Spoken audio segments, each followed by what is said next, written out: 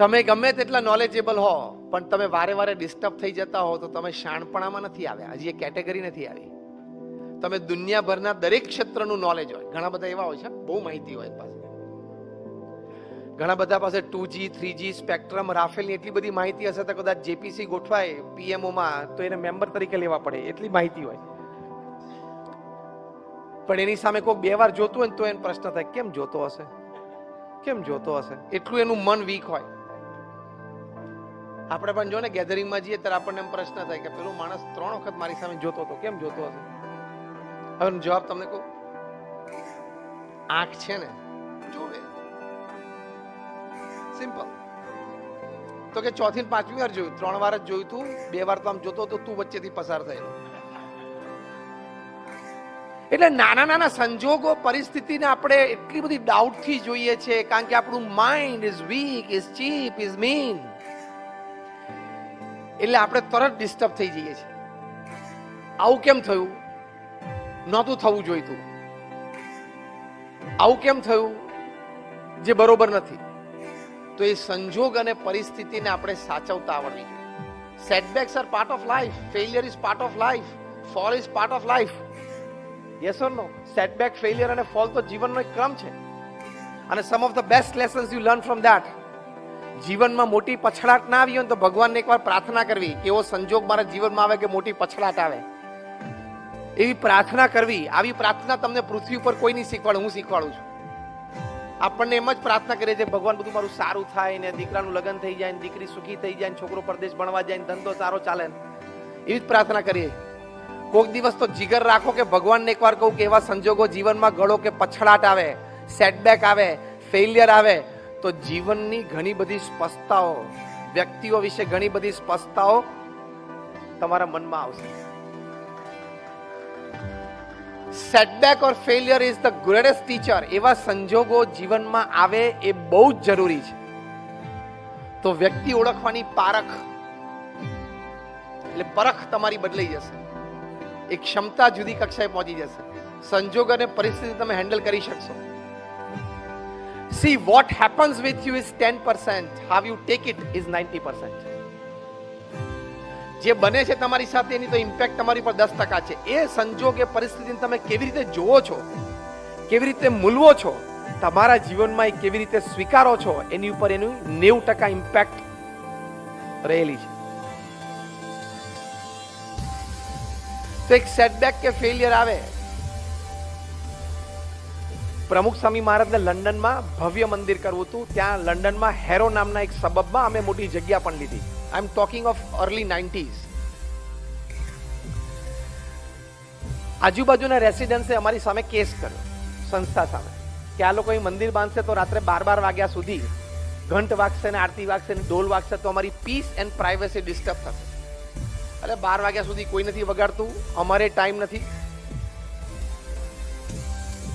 અને તમે અમે કહું ભારતમાં આવો, અમારા મંદિરો જુઓ, રાત્રે 9 વાગે તો મંદિર શાંત હોય છે, થઈ જાય છે, ઠાકોરજી પોઢી જાય છે. સ્ટીલ કેસ ચાલ્યો. અને પશ્ચિમ જગતમાં કેસના ભાગરૂપે એક લીગલ પ્રોસિજર એવી પણ હોય છે કે જેને સિગ્નેચર કેમ્પેઇન કહે છે. કોર્ટ બંને પાર્ટીને કે જે અફેક્ટેડ નેબરહુડ છે એમાંથી તમે તમારી સિગ્નેચર લઈ આવો, કન્વિન્સ કરીને લોકોને. વધારે સિગ્નેચર કોણ લાવે છે? એટલે સાહજિક છે, એ લોકો લોકલ્સ હતા ને અમે ઇમિગ્રન્ટ્સ હતા, એટલે વધારે સિગ્નેચર એ લોકોને મળી. કંઈક એ મોટી વાત રાખીને કોર્ટે જજમેન્ટ આપ્યું કે બીએપીએસ સંસ્થા અહીંયા મંદિર નહીં બનાવી શકે. Full and final judgement. Now listen carefully. Pramukh Swami મહારાજ બરોડામાં હતા અને લંડનથી અમારા ટ્રસ્ટી શ્રીઓએ ફોન કર્યો અને કહ્યું પ્રમુખ સ્વામી મહારાજને કે સ્વામી આપણે કેસ હારી ગયા છીએ અને હવે આપણે ત્યાં મંદિર નહીં કરી શકીએ.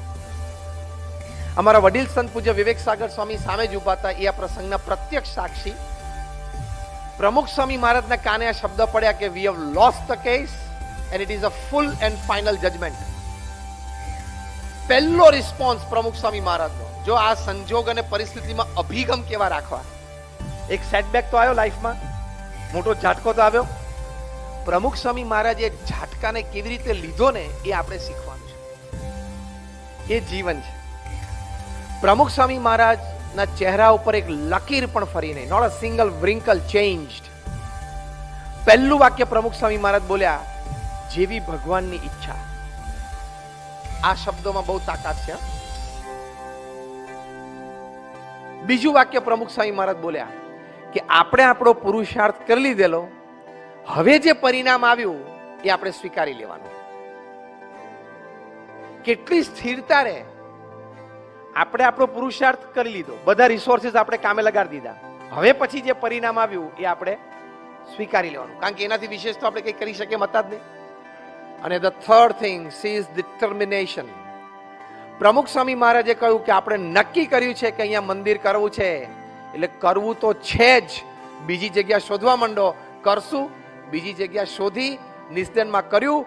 1995 માં ઉદ્ઘાટિત થયું ત્યારે રીડર્સ ડાયજેસ્ટે લખ્યું કે it is the 8th wonder of the world. તમે આજે પણ નિસ્દન જાઓ તો એ મંદિર beautiful exhibition of Indian culture, અને સમગ્ર ઇંગ્લેન્ડ દેશની એક પણ સ્કૂલ બાકી નહીં હોય જેના વિદ્યાર્થીઓએ આ મંદિરની વિઝિટ નહીં લીધી હોય. અને અત્યારે ધ 100 ટોપ આઇકોનિક બિલ્ડિંગ્સમાં એ BAPS સ્વામિનારાયણ મંદિર નિસ્દન લંડનનો સમાવેશ છે. કામ પણ એવું કર્યું, પણ આમ ડઘાઈ ન ગયા. આપણે શું થાય કે આ કેમ બન્યું, આ મુખ્ય પ્રશ્ન હોય છે. મેં કોઈનું ખોટું નથી કર્યું તોય મારી જોડે આવું કેમ બન્યું, આ મુખ્ય પ્રશ્ન હોય છે. બધા હા પાડો છો એટલે વાત તો સાચી છે ને. મેં કોઈનું ખોટું નથી કર્યું તો મારી સાથે કેમ આવું કર્યું, આ એક પ્રશ્ન.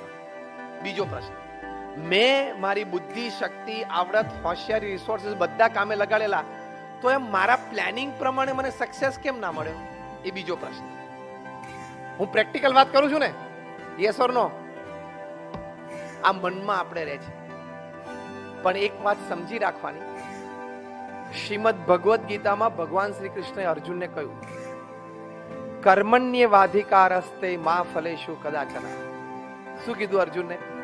કે કર્મ કરવું એ તારો અધિકાર છે, તારું ફરજ છે, પણ પરિણામ ભગવાને કહ્યું કે હું નક્કી કરીશ. કેમ? કે if there are 10 factors which are in your control to bring success to the project, there are 10 factors which can bring failure to the project which are not in your control. સીધી વાત છે. અને આ શ્લોકનો તમને practical અનુભવ બધાને છે, પણ તમે વિચાર નથી કર્યો ને, એટલે તમને વારે વારે ડિપ્રેશન અને ફ્રસ્ટ્રેશન ફેલિયર વખતે આવે છે. આ શ્લોકનો તમને પ્રેક્ટિકલ અનુભવ જીવનમાં 10 વખત આવશે. જો હવે હું બોલું ને એમાં તમે બધા હા પાડશો કે અમારા અનુભવ છે. શાંતિથી સાંભળજો.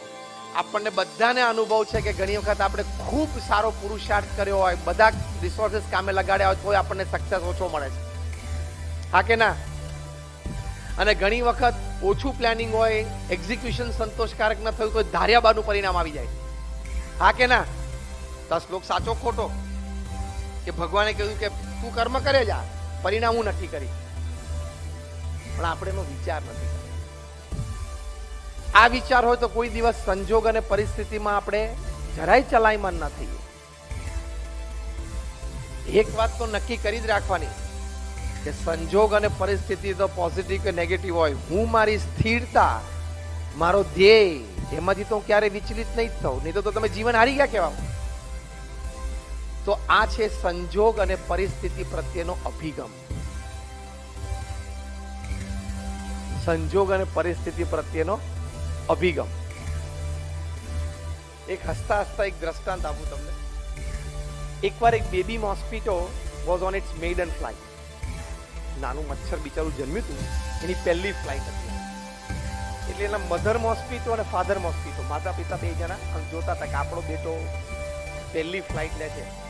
જેમ પહેલી વાર બાળક આમ 4 પગે ચાલતા શીખે તો માતા પિતાને આનંદ હોય ને જોવાનો, અને 2 પગે ચાલવાનું દોડવાનું શીખે તો માતા પિતાને આનંદ હોય કે દોડે છે. એટલે માતા પિતા બેબી મોસ્કીટોને જોતા હતા કે on its maiden flight the mother. એમાં મધર બધા ઉત્સાહી હોય, વધારે આનંદ હોય કે મારું બાળક ચાલતા શીખે, દોડતા શીખે. એટલે માતા પિતા બંને આમ જોતા હતા. પેલું બેબી મોસ્કીટો આમ ગોળ ફરીને રૂમમાંથી પાછું આવ્યું, પાછું માતા પિતા પાસે બેઠું.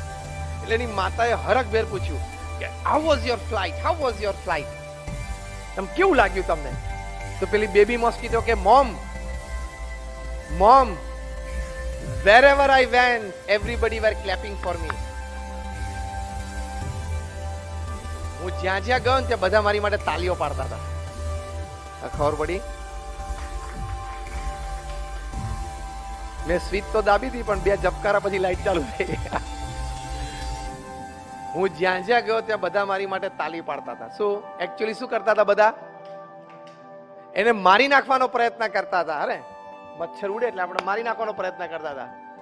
ભલે લોકો મારી નાખવાનો પ્રયત્ન કરતા હતા, અભિગમ એ રાખવાનો કે તાલીઓ પાડતા હતા. જીવનમાં આનંદમાં રહેવું હોય તો આપણા હાથની વાત છે ને. લોકો તો જે કરવું હોય કરે.